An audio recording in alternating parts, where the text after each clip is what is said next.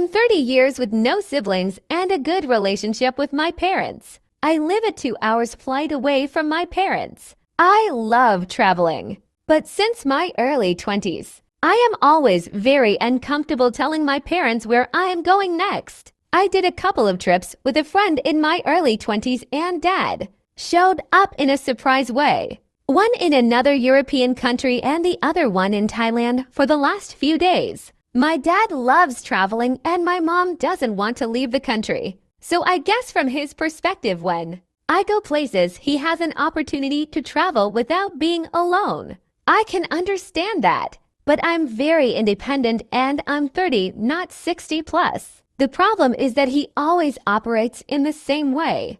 I know every time I say I'm going somewhere, he is going to start checking how much a flight is for him. He won't ask if he can join. He would appear as a surprise self-inviting himself thinking that's cool. For example, I told once I was going with my boyfriend at the time to Paris. He messaged me a few days later that he had everything planned to show up and wanted to know location of my hotel. Paris, in my 20s, with my first official boyfriend. And he did not have the filter to understand that he was not invited.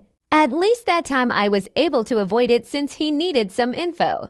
Recently, I went for a long weekend to Iceland by myself. He made a comment that I should have told him earlier to join me. The way I've been dealing with this is for a quick weekend trip in Europe. Sometimes I do not tell anything. For the rest, I tell them 1 or 2 days in advance only, so that there's not that much time for him to plan or think about it. I'm a bit tired that every single time I get excited and have a trip planned, I spend weeks overthinking this. How and when to tell them to avoid this happening. I am going to China for a week, and I haven't told him yet, but I keep getting weird dreams about this topic. He likes Asia and has been there a few times, so I see it as high risk and I'm stressing about it.